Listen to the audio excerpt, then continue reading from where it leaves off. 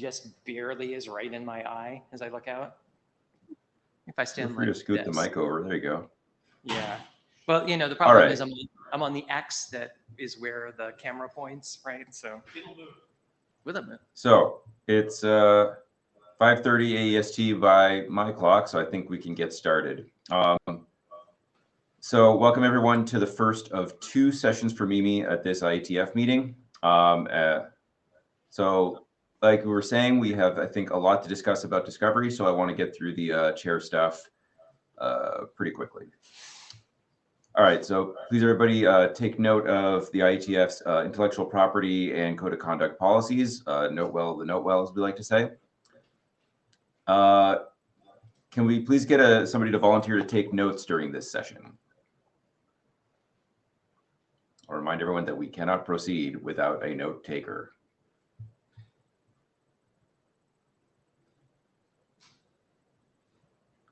Okay. I can do it. Thank you, Brendan.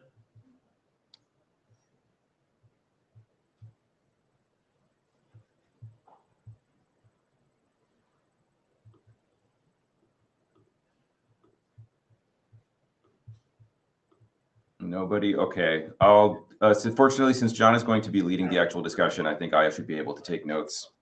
Oh, someone took it. Someone took it. Did they? Brendan I didn't hear them. Yes. Sorry. Okay. Thank you very much, Brendan. Much appreciated. Thank you, Brendan. Okay. Let's move on to bashing on the agenda. So today it's all discovery all the time. John is going to be leading us through that. Does anybody have... Oh, pardon the ambulance. Does anybody have any comments or observations about the agenda before we move on? John, y'all stretched out? I'm all right. That was just one leg. I got to do the other. So. Oh, you have a little bit more time. Okay, so yeah, like I said, today we're going to be doing discovery, but also there is another interim coming on the week of April 8th, which will also be focused on discovery. You may have seen Alyssa posted to the Mimi list a link to a doodle. Please fill that out by end of your day Friday so that we can schedule that interim session as swiftly as possible. And if you're interested in having any other interims scheduled in the coming weeks and months, say for the protocol and transport stuff, please reach out to the chairs and we can go and get that done for you. Sorry, Tim. Just, Alyssa, go ahead. One note on that. I think the choices in the doodle might need to get updated.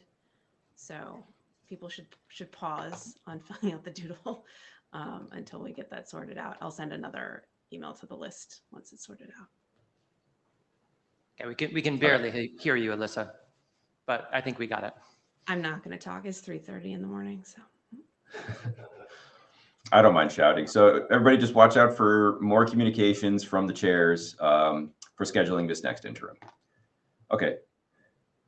Now let's move on to John. I'm going to share your deck. Is that okay? Yeah, why don't you share the deck? That might be helpful. To discovery, and then you just holler at me when you want the slides to advance. Sure. Take it away. Okay, so this is a deck of slides that is not very long that we are not going to get through today, and that we will be continuing in the interim that Tim was just alluding to. Why don't we go to the next slide and get started? So this actually reflects a mail that Richard Barnes sent back in October that was describing some of the consensus points that he had identified, although I have slightly rephrased these a little bit in this version of it. And this is really just intended as a refresher to kind of where we are on discovery. And I think, unfortunately, the answer is we're not that far. There's still some disputation about how necessary this discovery function is, or even fundamentally what it is. But let's just say that we assume from the start that there are multiple messaging providers who hope to interoperate.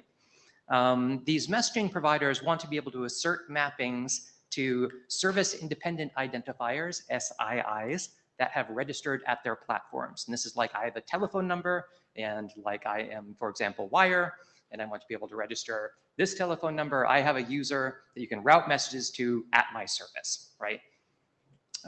We know that message senders want to discover which SIIs map to which message service providers. And that broadly is what we think the discovery problem is, We're going to delve down deeper into each of these and into a ton of questions and various like adumbrations of these issues as we go on through this deck. But very importantly, and this is the fourth bullet here, the overall ecosystem does not generally trust MSPs not to assert false SII to SSI mappings. And what this leads to is this formulation, which I believe is Richard's, that appears at the very bottom of this, that when we think about the discovery problem, it is thus twofold. In the first place, there is authentication. There is a need to generate mappings that MSPs can actually rely on as relying parties to authenticate these SII to SSI mappings. And then there is a separate distribution problem for those authenticated mappings. And when we talk about there being some kind of a service, an oracle that you query in order to resolve these mappings, think about that like these are separable problems. There is some logical function in the architecture that is going to go through and do this authentication pass. And then there is a distribution query service that is not the source of trust, right? It is merely relaying material from some trusted entity that did the authentication and getting it down to the users and or service provider platforms that want to rely on these mappings. Everybody here agrees with that, right? Who has their eyes open and is paying attention. Is there anybody here who does not think the consensus points we had from October are pretty solid? Oh, I see people getting up. As I said, we're not going to get through like 4 of these slides. So, Rowan, please. This is Rowan, and I actually don't want to disagree with the contents of this slide. I just want to make to say, when we say the discovery problem, this is short for saying the provider discovery problem, because inside of a single provider, we can solve that problem without some, with some subset of these things. Okay, no, agreed.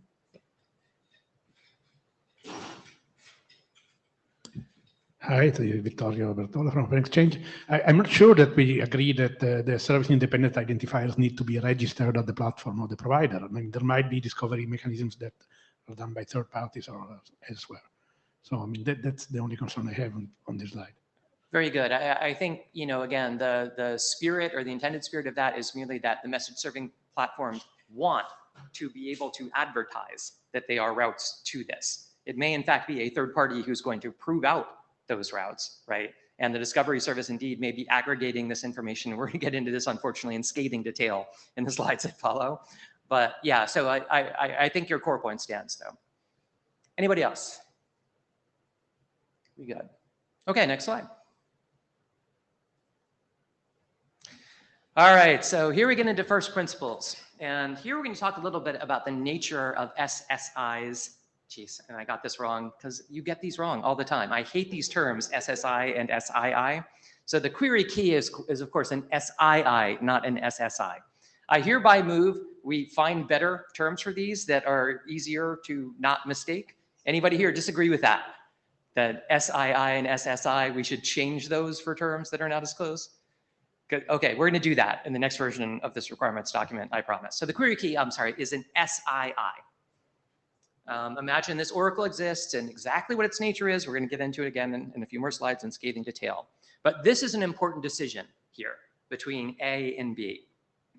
The response you get when you give a discovery provider an SII could be either just reachability information for a message service platform that you can then deliver messages to, or it could be one or more SSIs, that is URLs that actually are globally routable, and anybody who had them would be able to send messages to that. What is the distinction between those things? And I think this comes down a lot to, do we imagine the kinds of mappings that might be aggregated and stored at these discovery providers are going to be, contain SIs themselves, which are potentially kind of internal-ish identifiers for how messaging services route things? Or do we think what you're going to get instead is send this to this message service provider through an interface that is specified by discovery, and just send the message to the SII at that messaging service provider. And as I point out, there's a sense in which quickly the distinction between SSIs and SIIs becomes inexact, right? In the sense of if SII at domain is an SSI, then you can more or less like manufacture those. And to some of Rowan's points, I think in that case, you wouldn't need discovery, right? If like all you need is to be able to like stick an SII in front of a well-known service that you're routing this to, like what is discovery for? But I see people at the mic, so Richard, please. Yeah, so I think I agree with that last statement. That maybe was like something missing on the last slide, which I think there's a presumption here that like if you've got an SSI, then you know what service to talk to, and the protocol can flow. The protocol, like basically, in other words, the MIMI protocol should start from SSIs and be able to initiate stuff from that, right? So the discovery question, such as it were, is how you get from an SII to an SSI. But what if instead of a URL, right? Let's imagine that they're, for the sake of argument, 8361 IM colon, this user at like this host, right? And that's what an SSI looks like. I think the point is an alternative architecture to that is one in which, you just get, okay, I learned that Signal is a route to this SII. And Signal either has a well-known like public place that you can send messages to if you want to operate through them, to which you just send the SII. I think this is a distinction without a difference. Like, well, that's my point. Like being able to send SII to Signal is the same as like IM colon SII at Signal. Provided again, so exactly what the protocols are that identifies, that assumes if you use 8361, and this is why 8361 is a good example, it assumes that you then look at like SRV records, and those SRV records list the protocols that you could use to contact them at that, over various interfaces and like gets that property. So I could imagine a way of doing discovery where what results from it is more like, yeah, Signal's got it. And if you want to send messages to Signal, send them to, via SMTP, right? Or at the following address without it being like a URL that you're giving them. I mean, yes, in principle, one could have like the multiplicity of protocols, but we're here in this group to talk about one protocol. Well,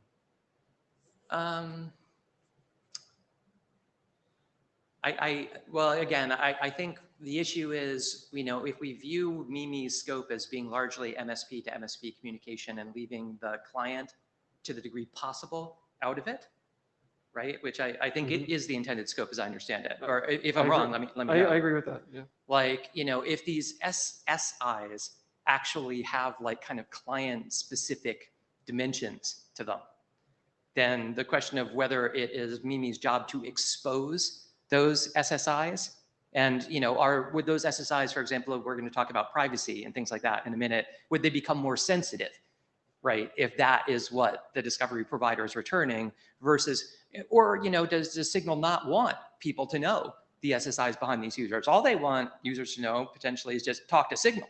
And like anything that's more specific than that, like might be a problem.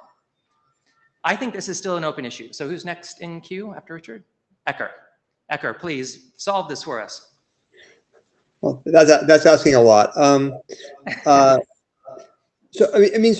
it might be helpful to take a step back from this question, ask what the mechanics of the thing are in general, right? So I wish to, I have the E164 number for you, and you are associated with, as you say, Signal, WhatsApp, and whatever, right? And in order to communicate with you successfully, I need to know. First, I need a assertion that is validated. I need to know that you have an account with WhatsApp and or Signal, and an assertion that is a valid mapping, that is not something that was simply injected falsely. And then I will need eventually, an SSI of some kind. And I will finally I will need cryptographic key material that is sufficient to actually encipher to you. And that I will need all those things before I form the first message to you. Now, I think most likely that last piece will be obtained from the service provider, from the terminal MSP, because of the design of MLS that has to be refreshed quite frequently, right? So you probably not want to store like your key material on the DP,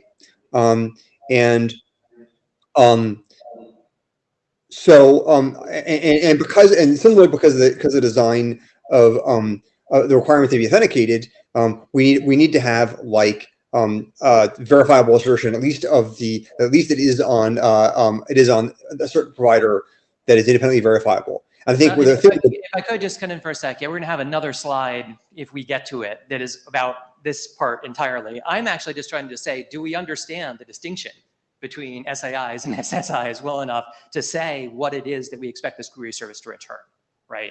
Yeah. Well, so I guess what I was getting at was somewhere in the middle of those two is where it was that it has to return. And I think you suggested the two alternatives. One is it just says it's Signal, and the other is or WhatsApp, and the other is it says it's the thing at WhatsApp. I guess I'm not sure like entirely why that matters. Because at the end of the day, I'm going to need to contact the service provider anyway in order to be able to communicate with that person. And so whatever I hand them, it's not, there has to be a handle, but it's not clear to me why, what the handle has to be. Okay, so what I would hear from that is, but what I take away from that is we may need both A and B to be potential things that could be returned by discovery. That's potentially true, but what I meant to say was I think we could hold that question in advance for some time. Okay. Vittorio.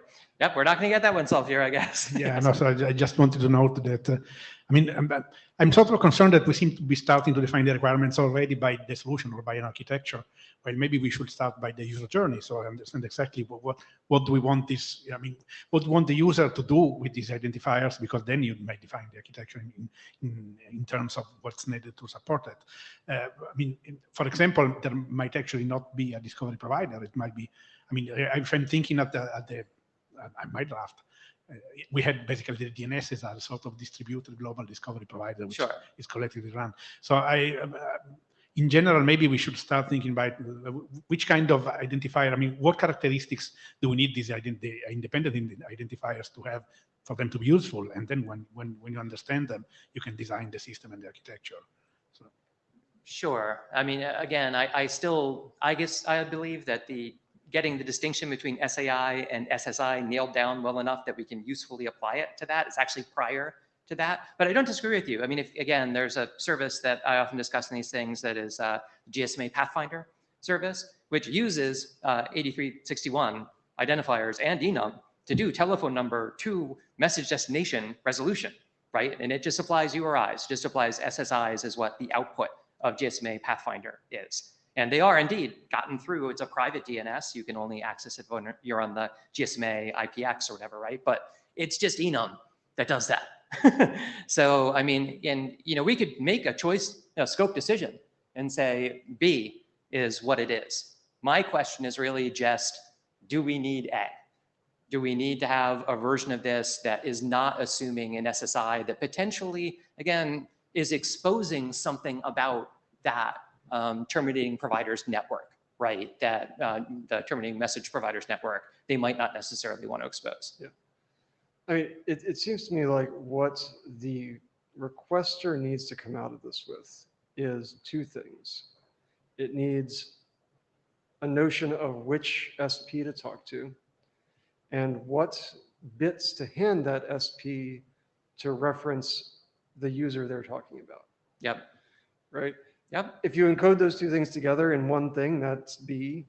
Yep. If you encode them separately, and maybe that second thing is an SII, that looks like A. But like those two things are the things that need to fall out of this. So that is increasingly making me think we need both potentially as targets of what is returned by discovery.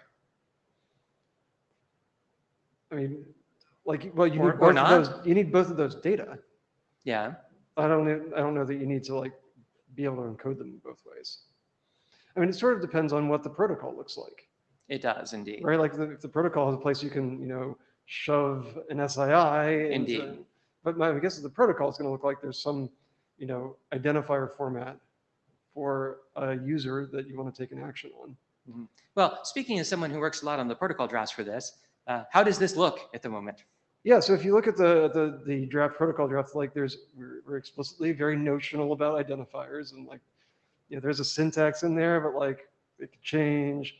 But there's identifier formats for providers, users, clients, rooms, I think were the Okay. taxonomy we had. So maybe what we should do is So, like, actually replace this entire SSI abstraction in the requirements with something that looks a bit more like than what you have. Yeah, in for the sure. actual Like protocol. if we get a protocol document adopted, that gives us a much more concrete Yes. target for what this thing is supposed to do. Okay, that's, I mean, again, we don't want to put the requirements entirely cart in front of the horse on this, but like, Yeah. I think that's probably a reasonable path, actually.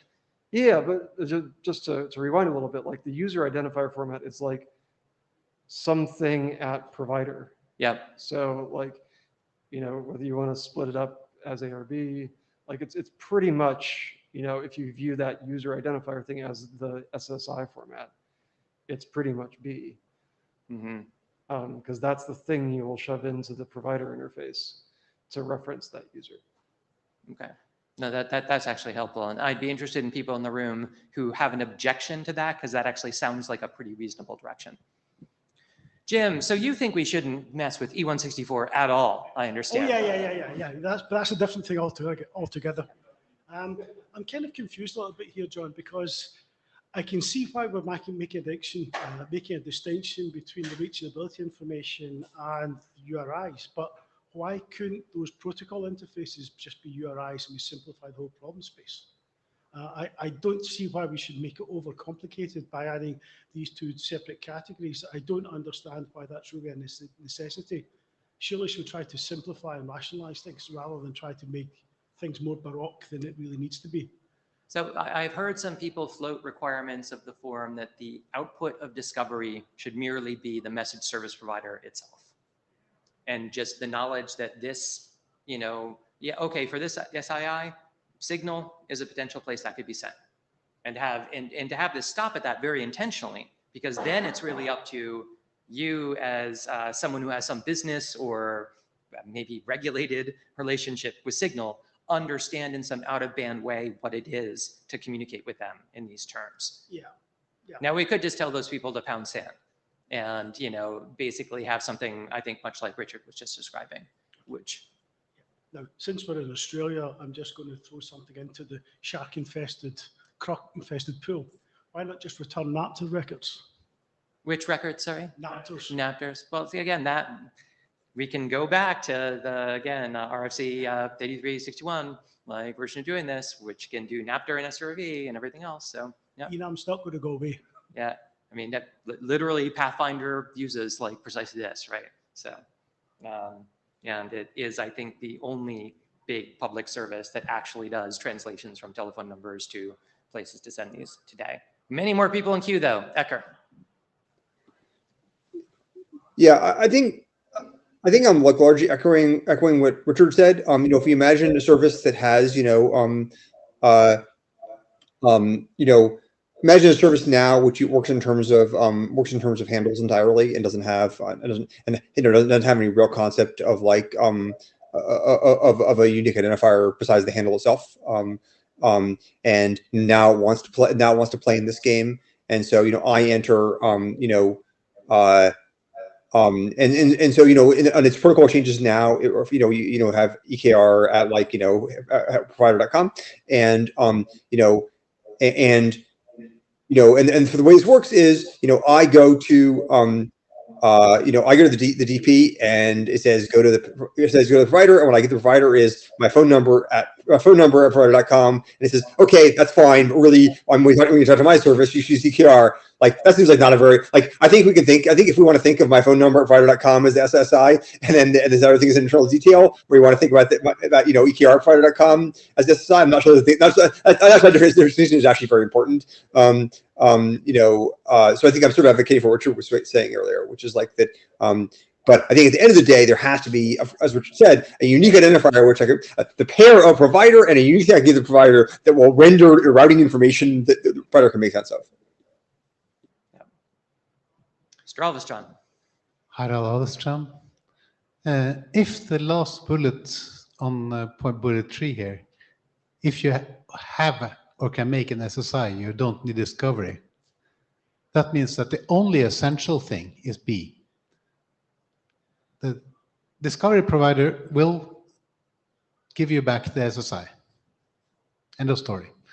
And as we work things out, we will find a lot of things that the discovery provider will probably know that might be helpful, like keys, like portals, like Capabilities, preferences. Yeah, all so we that have all stuff. slides. We have a bunch of slides about But, that to get to. that's additional information. So let's agree on the essentials and say that additional information is good, but it's additional. Yeah. I mean, we arguably key discovery is not additional. And that's probably the last thing that I want to get to on this slide. Because this is something I think I've heard a bunch of divergent views about in this. Should the results of the discovery process and what you get back from the discovery provider actually provide you key information, you need to form a security association with the user that you're trying to reach. How do people feel about that? Is that something that we think is in scope of this? Is it potentially perilous to do this? And I can imagine respects in which it might be. Ron?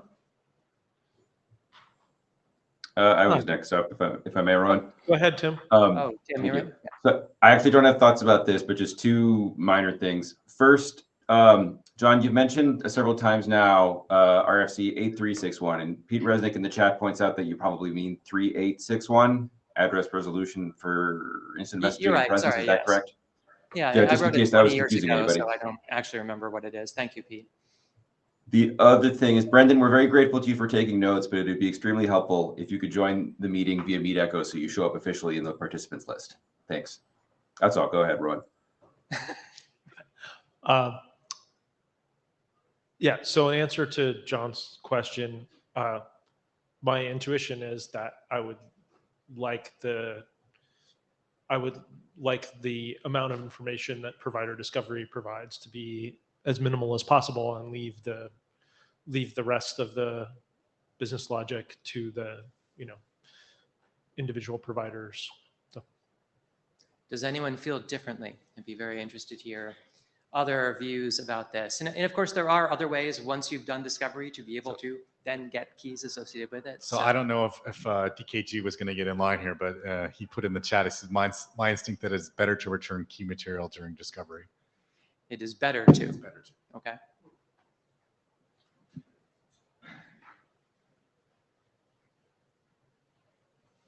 Yeah, I would be interested to know why DKG thinks that.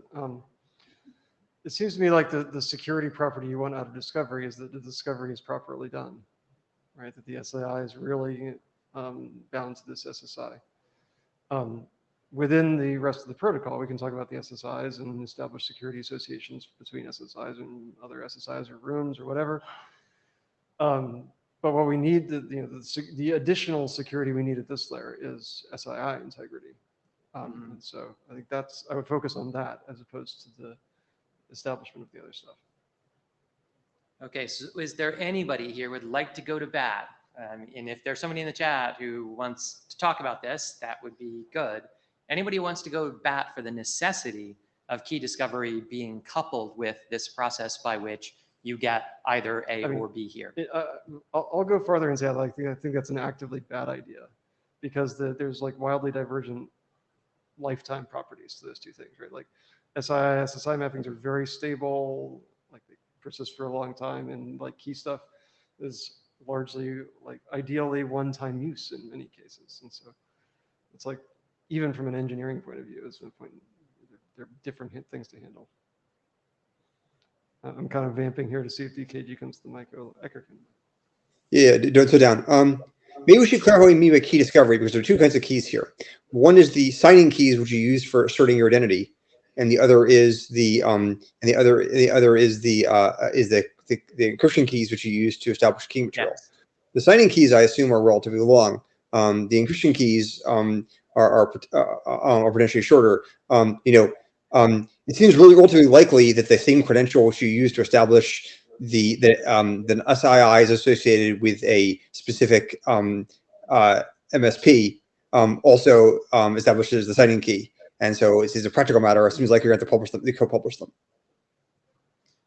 Yeah, and I'm super interested actually, and we won't get to this slide, I'm sure, a slide about what the relationship is between Mimi identity and the discovery process. That is, the keying material that you use to be able to assert, I have this number for the purposes of actually sending messages versus, the key you should be able to use to prove to a discovery provider that yes, this is, actually a route to this number at this provider. Yeah. I mean, so concretely, Richard, if you look at sort of like straw man that I produced in the email a few days ago, right? The way this worked was that you got a credential in the name of your SII, and then you effectively use that to endorse the binding. And so in that case, that obviously has to be part of the discovery process. I can imagine other designs, of course, but you do have to have an individualized credential for the given SII in well, maybe you don't, but I think the argument would be the individualized credential for a given SAI as part of the discovery process. Otherwise, how do you trust the binding? Well, Does that make sense? I'm going to relay for DKG here. He says in the chat, I was talking about signing ID keys for what it's worth. Okay. He said I was talking about signing ID keys, identity keys. As opposed to the encryption session keys. Yeah. So I think which is the same thing we're talking about here now. Yes. Yeah. Yeah. So yes, now we are bringing in yet other parts of this architecture. Well, but if we assume, as I kind of tacitly do, and this is getting into solutions rather than requirements, that you're going to use that signing key to be able to, authenticate the mapping, right? That is actually going out in the first place.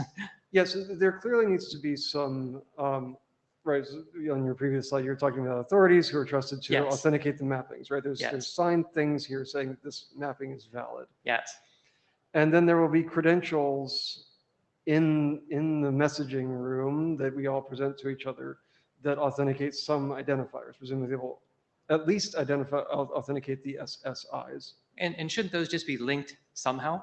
Well, that's the question. Yeah. It's like, and so I have a slide all about should they be linked. So like clearly the minimum bar is those credentials need to authenticate the SSIs. Yeah.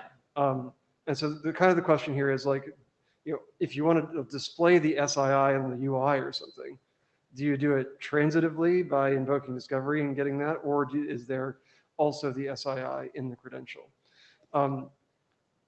Obviously, like there's fewer links in the chain if everything's in the credential you use in the room. I think the SSI should be in the credential, getting again into the design rather than requirements. But yeah, the challenge is like, who is authoritative to speak for those SIIs? So I have some notions, but yeah. Yeah. But I mean, at least as we move on from the slide, I think we've talked about as much out of the slide as we can. Yeah. Yeah, exactly. Yeah. Let's not solve some other slides instead. Yeah. Okay, so I think we've gotten through some of this. I guess what I'm going to take away from it, and this is the tough thing to minute, right, is where we are on this.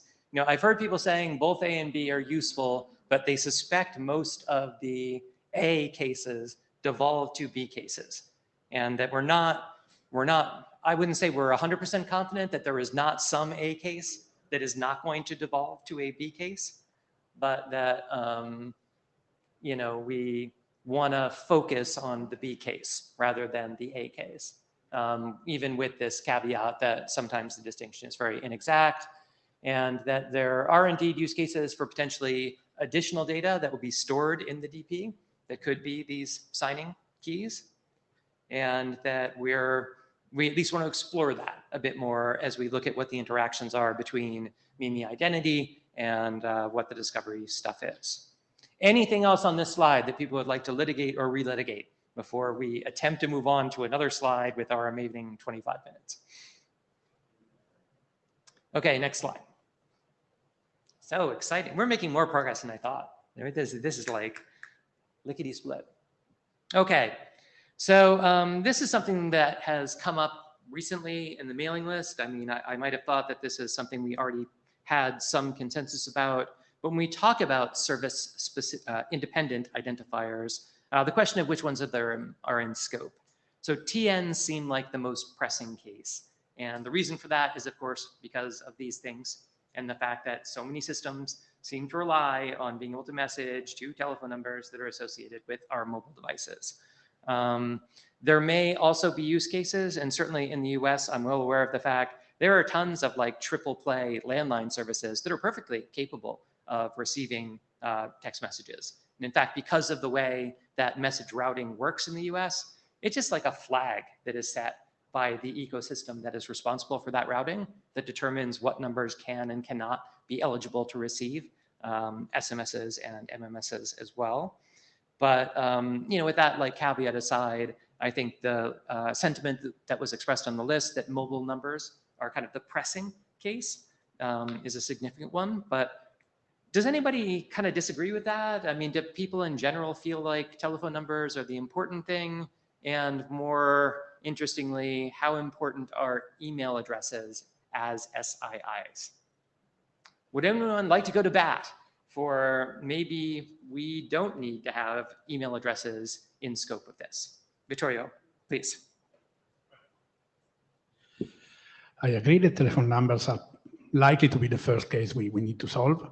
I'm not sure about email addresses. I think if you can make them work, fine. Otherwise, they're not so vital. But I do think that we should have something which is not depending on another service. So you should be able to use Mimi without also having to use telephone numbers to have a telephone, or maybe in 10 years there will be no mobile telephony anymore, or at least no number-based mobile telephony anymore. And same for email. So we should have something which is native to Mimi, and then people decide whether they want to use it or not. Yeah, I mean, I do see a couple of people here that I know have something small to do with email addresses and that do some work with email from time to time in this room.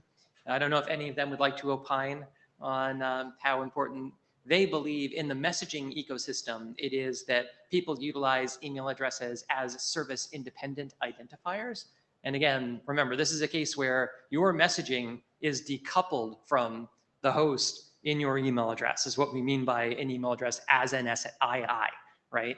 And so you can't rely on the fact that, the person who issued you this email address is in fact your message service provider. That is what it means for an email address to be an SII in this architecture. So I have a Proton Mail account, and I can use that Proton Mail account. Rowan, can you please So I have a use the Proton queue Mail and a account, mic? and I could use it to sign up for 5 different services. Okay, we got a queue on this. And Mr. Scorla, you are first. Yeah, so I think I would argue for the maybe you asserted earlier. I think as DKG sort of starting the chat, I think TNs are the minimum. I think probably trying to distinguish between mobile and landline isn't that helpful. They're both phone numbers, and it's hard to know what things are. I think we resolve the question of other identifiers, not by reference to what we wish for, but what actually is, which is to say, is there anybody who uses any identifier or the phone number like that isn't all that is any way that is, so the qualities of the phone number or the email address are that they are universal and fully distinguished, but also need a binding to the SSI, right? If they're not universal and fully distinguished, then we have it's just a user personal name, we have a different problem, right? And so my question is, does anybody actually use email addresses or some other fully qualified thing as an identifier for the systems? And if the answer is no, then trying to make it work isn't that important. I think the reason, as you sort of indicated, why one might wish to draw this distinction is if there are things which are enabled by making it a phone number, and this geographic issue is the most likely one. So I guess I think that's probably I certainly wouldn't go to any trouble to push email out if it weren't for that, but it may be the case that it simply is too hard to make it work with some other restrictions. Or at least we say, well, maybe we're not going to have geographic localization for email, but only for phone numbers, and sorry, have a nice day. See, I had the same question as are there services out there that use email addresses as SIIs? And then I realized that WebEx, in fact, has that property. So the reachability identifier you use in WebEx messaging is in fact the email address of your corporate account, which WebEx doesn't own. So there is at least one example. And iCloud, I believe, does this as well. Yeah, iCloud does as well. Yes. Okay. Great. Rowan says, as Wire does. I actually came to respond to Vittorio's point. I don't think that there's a risk here that having Mimi will require the use of a phone number. Regardless of how this discovery stuff sorts out, we'll have these SSIs. If you can just distribute your SSI on your business card, off you go. So like, we're not at risk of having a dependency on telephone numbers regardless of what we do here. Mr. Ben Campbell. Campbell, you've already made the point I'm going to make, but I'll make it a little more concretely. I have an Apple ID, ben@nostrum.com. You could send iMessage to it if I had it turned on. I don't, so don't, but you could if I had it turned on. So there's a concrete one right there. Yeah. Harald Alderström, the reason why telephone numbers are provider independent is because of the number portability requirements. I think email addresses have turned out to be provider independent because they live longer than my email provider, and I use them for multiple services without qualifying them. I have harald@alderström.no as my login on far more sites than it's ever going to be safe. So let's support both.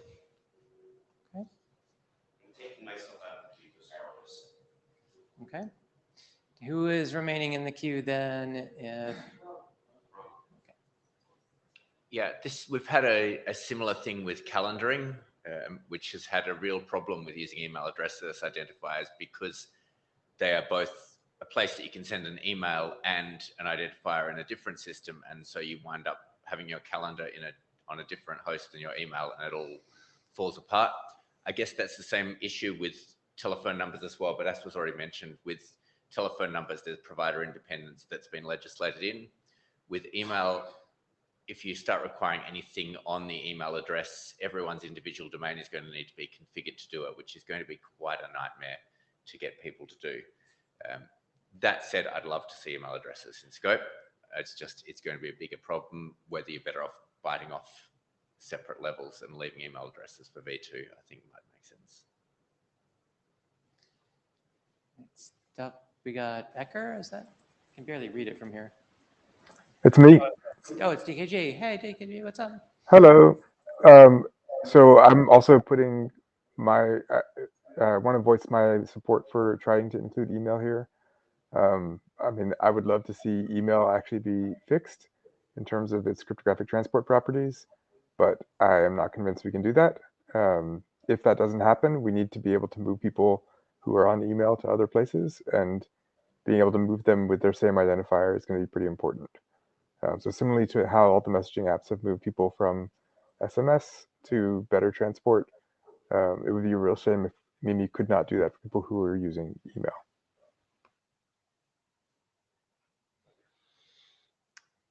So I was just going to find that this may not actually matter that much, at least at the level of the distribution of these mappings.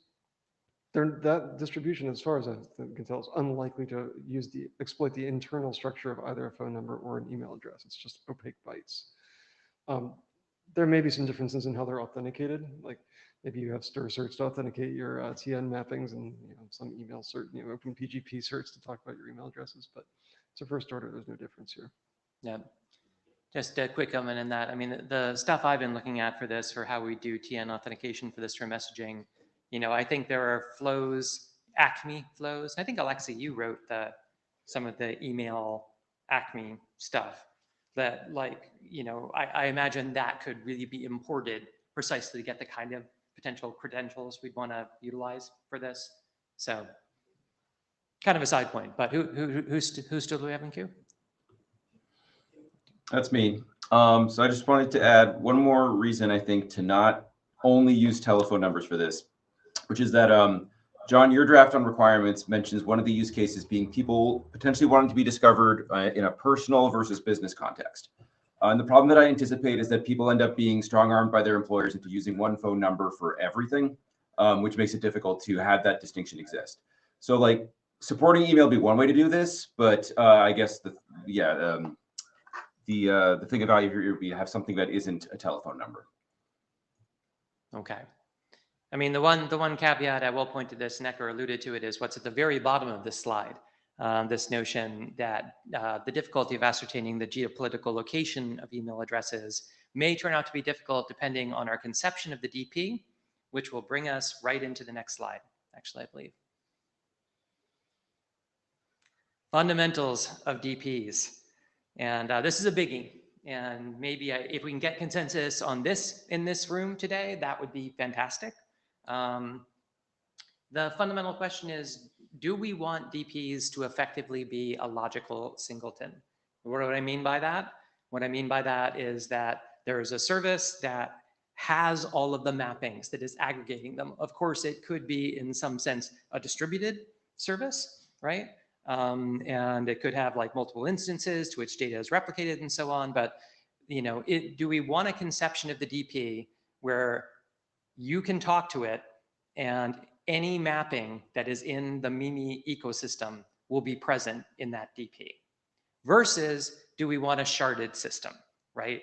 Will various geopolitical or policy reasons require us effectively to have multiple DPs that are going to be operated by different entities that have different data? And some of the considerations that kind of motivate these questions follow. And, practically speaking, for example, do we imagine that some MSPs may want to operate as their own DP? And in DMA terms, these might in fact be what I believe they refer to as gatekeepers. I know that isn't a very precise term, but people who historically have extremely large user bases, right? And they already have their own internal ways to do these mappings. And if we conceptualize going back to the fundamentals of SIIs versus SSIs and resolution, these are people to whom pretty much what they want you to do from the discovery function is just learn iCloud am a route for this telephone number, right? Should those people instead be required to disclose and publish to some kind of publicly available service what the SSIs are behind all those entities that are, for example, associated with iCloud? That's a way to do sharding. There are, of course, these various geopolitical things where we think data is going to need to reside in various places because, of just government regulations about data hygiene and so on. And so there's, I think, a set of countervailing pressures that we have to look at as we understand what the fundamental architecture of the discovery provider should be. And I'm really interested in people's thoughts about, if this is a logical singleton, or if we imagine there's going to be DPs and thus potentially a need for DP to DP communication, concepts like there might have to be a home DP for your home message service provider that you consult first, which could potentially, of course, unfortunately be a source of bias if that would steer you towards users that are already on their service. And in some respects, that may start to erode what I think some of the spirit, at least, of the DMA is. And so let's start with that. I'm sure that is plenty for people to get going on to fill a queue. So Ecker, you're up first. So I think the distinction that draws maybe slightly different from the distinction you're drawing here, which is I think perhaps there are two questions. One is there logically one thing or logically multiple things? And the second is there logically one DP for a given SII or eventually multiple DPs for a given SII? So the example I gave earlier, so I think of the DNS as an example, right? There's like one DNS authority, there's conceptually one DNS authoritative. I know there might be multiples for a given domain name, but of course multiple names have different authoritatives, right? And if you think of phone numbers the same way, right? You say like, in the example I gave in my email, you could say, well, the phone numbers are the DP for a given, country code is operated by a given person, but you can always tell from the structure of the DP as far as the country code who owns it, right? As opposed to the example you have here, which is to say that in fact there are multiple DPs, one associated with each MSP from a provider, and you have to in some way to query all of them, even if someone's responsible for pre-querying them, right? And I think that's like a very fundamental question. Perhaps even like I worry we're going to be in the world where we actually have to query them rather than because people are not willing to provide it into the system. I guess I would note, I'm less concerned about this gatekeeping issue on the in terms of your home MSP, like gatekeeping for you, because it seems to me that one could easily have, some independent entity which was able to do it. I mean, in the limit, you simply do it yourself. Though I understand people are concerned about rate limiting and the like, but you certainly could have like, an MSP which is effectively neutral, whose only job is to query other MSPs.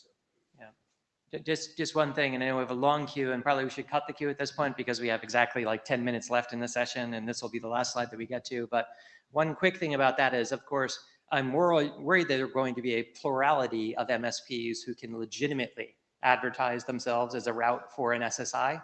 I'm sorry, an SII. And like, but because of that, again, they could be in different geographic regions or something, Yes. right?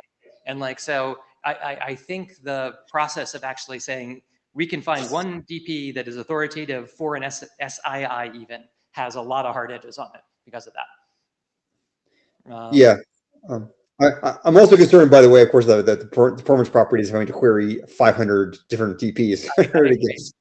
It's appalling. I agree. And so Ben, you're up next. Sorry.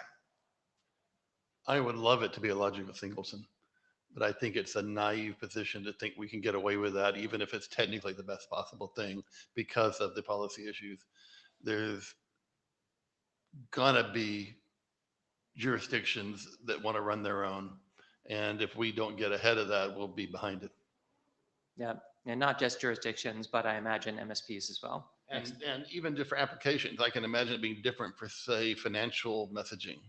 I got it. Yep. Richard? It sort of depends here on what you mean by logical. Like, I think in the Platonic ideal of what we would like here, we would like an oracle for like, how do I route to this SII? Or what is the entire set of ways I could route to this SII? So just a clarification on May, I think a logical singleton, as I'm trying to distinguish it, would be one where if I ask it, I'll get back whatever the answer is that the Mimi ecosystem offers. And the distinction then, though, is what if, and Relin, who left, has brought up cases even about users who want to like opt out of being discoverable, but I'm much more concerned about the geographical sharding thing, where like, if it can't be a logical singleton if the thing I ask can't show me mappings because those mappings are only being held in a jurisdiction that can't expose them. I think we agree that the ideal we would aspire to is having an oracle that tells the requester all of the possible ways to reach this SII. And the question facing us is how close can we approach that ideal given the physics that exist? So I think that's the framework in which I would approach this. Like, so look at where does the information exist? First of all, like, because it's going to be in these databases inside the MSPs to start with. Maybe it gets replicated elsewhere. Maybe it gets authenticated somehow. But that's the starting. That's like the raw physics that we start with to try and build our way towards this ideal. Yeah, and I mean, I personally am starting to think like there's a logical authentication function that we can call whatever we want that can reside in an MSP or potentially be independent. And those are the things that then publish this up to a DP. But like even then, there's going to be some DPs that can get some things from some people and others that can't for these geopolitical sharding reasons. Harold up next, or who's up next? Oh, Alyssa. Oh, hello, Alyssa. Hi, I'm going to try to yell so that I can be heard. So I think it's just important to remember that there will be some entities in this system that will have to meet their jurisdictional requirements via non-protocol mechanism, because this already happens today with messaging in general. Like messages cross jurisdictional lines, there's like push notification infrastructure, like definitely your data is crossing to another jurisdiction and being processed potentially by a third party in that jurisdiction. And the way that this becomes okay through various localization mandates is by like getting user consent to this at the very outset, for example, which is not something that Mimi is going to facilitate, but it's certainly like an option that will be available to any provider that's implementing Mimi, right? So I agree with what's been said about the likelihood that a logical singleton is not really a feasible solution. But I think we also have to realize that um, even if even if we facilitate the ability for there to be DPs in various different jurisdictions, it's not necessarily the case that like there will absolutely need to be um, for every MSP, you know, one in every jurisdiction where there's going to be a user. So I think it's kind of needs to be flexible in both directions, and we're not going to be able to solve. We don't have to solve every case in protocol because there's other mechanisms by which people can meet their compliance obligations when just by the nature of the fact that they already have to send data outside of jurisdiction. Yeah, I mean, I am interested in poking at that distinction a bit between, you know, merely the message not being reachable if I try to send it versus is there some PII or some perceived, especially if these turn out to be SSIs that, you know, are being shared outside of some jurisdiction. But we can drill down on that, I think, separately. But Harold. Harald Odeström. In order to make this system work at all, the DP has to be a logical singleton. In the same way as a telephone system is a logical singleton. When you dial a number, international number, the same phone rings every time, except when it doesn't. We can build this system, and we have to build this system from multiple DP providers that have to share information in privacy preserving ways in order to get the answers. Some of these providers will lie by omission, refusing to say the truth, or lie by commission by trying to tell you something that is not true, by accident or by malice. So we have to have mechanisms for verifying what they say.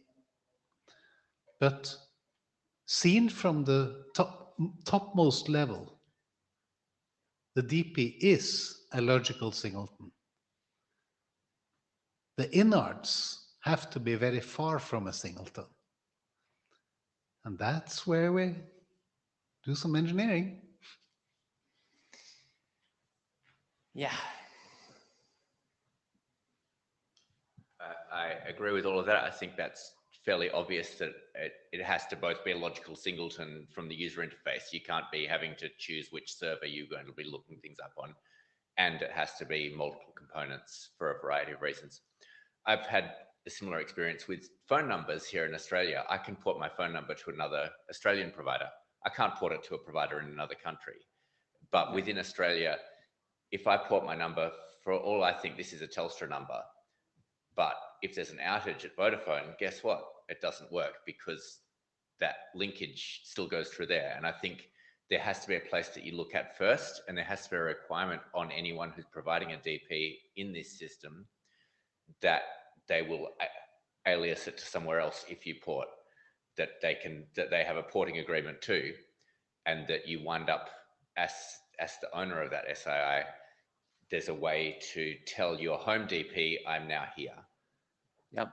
And so it's a one-step alias redirection, and that's the only real way I think this can realistically work. You have to not have it an infinite number of hops, but also you have to have a way to port within the areas that your home DP will allow you to port to. And that might be, if it's an email address, to another email provider, if it's a phone number, to another phone provider, possibly only within your region. Yeah.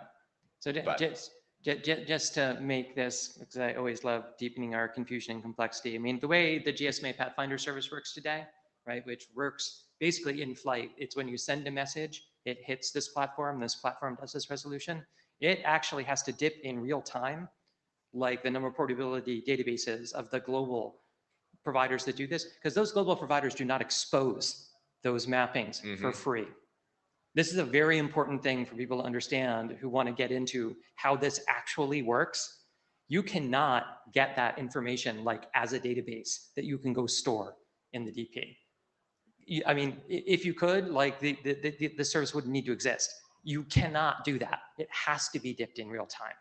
And like, because of that, yes, there are a whole bunch of really hard edges that are, we're just trying to do fundamental principles here, man, of this stuff. But when you start getting into this, there be lions and tigers, like in like how that actually works. So I guess that's a question for this group. How much can we say to be a conforming DP, you must provide an alias resolution service, or how much are we powerless and just trying to come up with something? Well, yeah, I mean, the issue is that does just evolve to business rules and policies that we know are outside the scope of the IETF, right? But I think if we as the IETF are not looking at this like, there is not a global table that will tell you how to map a telephone number to the provider that exists in anything other than what happens when you route the message. That table is created. The entry for that table is created as you route it. Yes. Every time you route a message. I guess my question, which is horrifying, but it's true. As the IETF, what we can say is to be conformant to our specification, you must this. And so you need to do number portability collection, which is in the requirements document, right? Yeah. I mean, we have that in there. It's just the implications of that, I think, are far more horrifying than anybody who's looking at this like, oh, we're just going to have this Oracle and all the MSPs are going to like send this information into it and then everything's just going to work. Like that is not how this is going to work. Mm-hmm. Thanks. Anyway, who else we got in queue? Vittorio, yes. The last one. Try to be quick. Well, first I start from the third bullet point. So yes, I do expect the message service providers to run their own DP, but for their users, and I mean, the sub point is different. So if this turns out to be a world where you go to, I mean, the client, I guess, goes to each MSP to get the info about users. So you have to poll all the MSPs to find users. And I think this will fail the objective of MIMI, which is creating an open federation. So I don't think that will be well, I see why some, especially the bigger MSPs will try to push that. This will not result in anything that is acceptable, not even at the regulatory level by the people that have pushed that, but even for the principles of the IETF and the recent RFC on centralization, because the practical result will be like the clients will only poll the 5 biggest clients and the 5 biggest MSPs and I know. the ones. Yeah. So I don't think it's a valid route. And in general, yes, I think we have to provide something which is a logical singleton, but also sharded through jurisdictions. And again, a singleton, but also sharded. That's exactly. But that's I mean that what I want to caution against is that, I mean, yes, we might find out something which has stuff acting like recursive resolvers and sends queries around, but it looks to me that we're trying to redesign the DNS without using the DNS. So we need the properties that the DNS has, and the DNS already provides discovery for email and for the web, and has solved all these jurisdictional problems and practical problems in sharding and whatever for the last 40 years. So, I mean, if we decide that's the way, let's not build something which is almost the DNS but different. Let's just use the Well, I mean, for the reasons I just described, it ain't the DNS, because the DNS does not have the properties that like telephone number message routing actually has in the world today. I promise. Okay, well, we're over time now. Yeah, on that very controversial note, we have to wrap up for today. So we'll see everyone on Wednesday for the next MIMI session. And once again, please keep an eye on the MIMI list. For a link to a doodle, which we'll use to schedule the next interim, at which we'll pursue the discovery discussion. John, thanks a ton for leading the discussion today. Thank you. Yeah, I will never speak at a microphone at a MIMI meeting again from the floor, because this is what happens to you. You end up having to do this.